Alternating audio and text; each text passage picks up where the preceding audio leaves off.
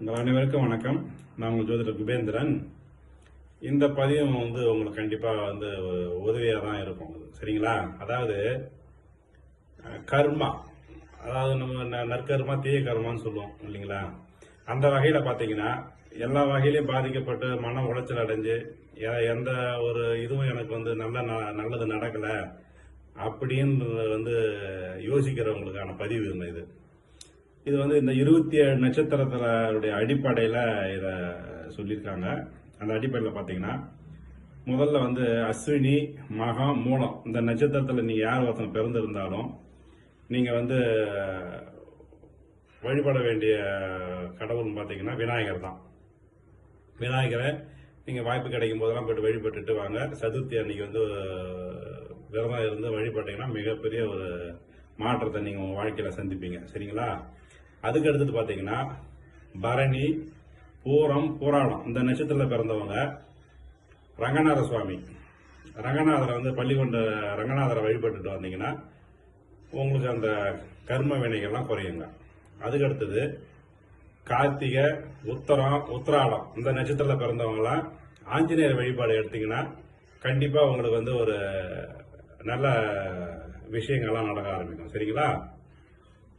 அதுக்கு அடுத்தது நட்சத்திரம் பார்த்தீங்கன்னா ரோகிணி நட்சத்திரம், அஸ்த நட்சத்திரம், திருவோண நட்சத்திரத்தில் நீங்கள் யார் பிறந்திருந்தாலும் சிவபெருமான் வழிபாடு எடுங்க. உங்களுடைய கர்ம வினைகள் கண்டிப்பாக குறைஞ்சிரும். சரிங்களா?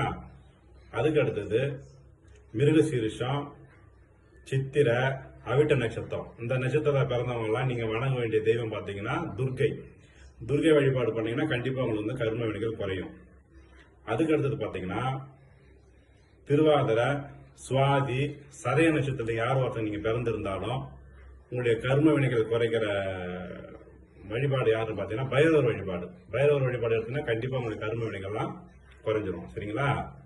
அதுக்கு அடுத்து பார்த்தீங்கன்னா புனர்பூசம், விசாகம், பூரட்டாதி இந்த நட்சத்திரத்தில் யார் ஒருத்தர் பிறந்திருந்தாலும் உங்களுடைய கர்ம வினைகள் தீரணும்னா நீங்க வணங்க வேண்டிய தெய்வம் பார்த்தீங்கன்னா ராகவேந்திர சுவாமிகள். ஸ்ரீ ராகவேந்திர சுவாமிகளை மனசார பிரார்த்தனை பண்ணீங்க. வாய்ப்பு கிடைக்கும் போதெல்லாம் போயிட்டு வியாழக்கிழமையில போய் வழிபட்டு வந்தீங்கன்னா கண்டிப்பா உங்களுக்கு அந்த கர்ம வினைகள் வெளியே வருவீங்க. சரிங்களா?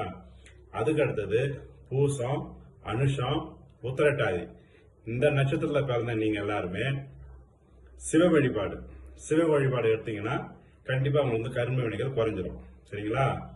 அதுக்கு அடுத்தது ஆயில்யம், கேட்ட, ரேவதி நட்சத்திரத்தில் நீங்க யார் ஒருத்தர் பிறந்திருந்தாலும் விஷ்ணு வழிபாடு, அதாவது பெருமாள் வழிபாடு எடுத்தீங்கன்னா கண்டிப்பா உங்களுக்கு இந்த கர்ம வினைகள்லாம் படிப்படியா குறைஞ்சிடும். இதை நீங்க செஞ்சு பயன்பெறுங்க. சரிங்களா? இந்த பதிவு உங்களுக்கு பிடிச்சிருந்ததுன்னா லைக் பண்ணுங்க, ஷேர் பண்ணுங்க. நன்றி, வணக்கம்.